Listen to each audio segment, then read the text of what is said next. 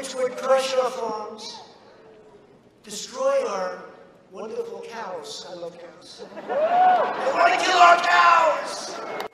You know why, right? You know why? Hey,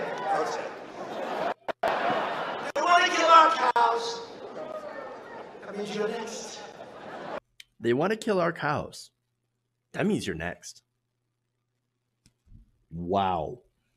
That was, of course, President Donald Trump at a recent rally in Iowa, spreading more ridiculous lies against the Green New Deal. the best part here is how liberals want to kill your cows. What? Wait, but if you kill the cows, we're not going to have steak and hamburger anymore. But look, I don't know about you, but I love a good medium rare steak. Now, unlike Donald Trump, by the way, Donald Trump eats his steak well done and with ketchup. Who does that? Look, I'm not normally into food shaming people, but what is that? The hell, you can't trust a guy who puts ketchup on a steak. You can't do it. You just can't do it. All right. Now, anyway, it's funny because it's completely ridiculous. Liberals are not trying to kill cows, right? Actually, liberals tend to be the ones who try to get organic, grass-fed, non-tortured beef. Or, vegans, and I'll get to them in a minute, but we're also the ones who tend to fight against factory farming. Factory farming, where the majority of antibiotics end up going because they pack the animals in such terrible, squalid, tight conditions that they can't help but get sick. And so we're using up a lot of our antibiotics to make sure that these cows don't die. Now, what does that do? Obviously, that fills the meat full of antibiotics, creates antibiotic resistance, which aids in the creation of superbugs. That's terrible. And so, look, liberals are all against all of that. So there's so much ridiculous here. It's insanity. Now, pertaining to the Green New Deal, and this is what they always talk about, right? Oh, liberals want to ban cows because cow farts. That's not actually a thing, right? Now, here's the thing. Agriculture does add a significant amount of methane to the atmosphere. And that is absolutely true. However, 100 corporations actually are responsible for 71% of the emissions in the world. So just 100 corporations. Agriculture, again, is a fairly large part of that, but so is vehicle emissions, etc. And so you have to put that in perspective, burning fossil fuels. But here's the thing.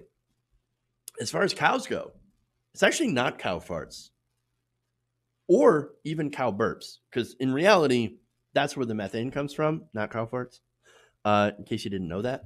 But the biggest animal contributor to methane in the atmosphere is not cows at all or any sort of livestock. It's actually, and this will blow your mind, termites. Termites actually release the largest amounts of methane when they chew through your house. I mean, that's crazy. I never knew that before. Now, there's another big methane thing that releases methane, and that's fracking.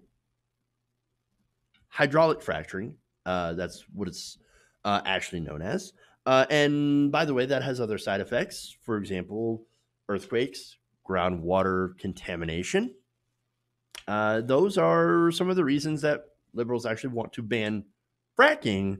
And instead of building fracking wells, which waste groundwater and contaminate groundwater, why we would rather build more windmills and solar plants. Oh, but we forget, Baby in Chief does not like windmills.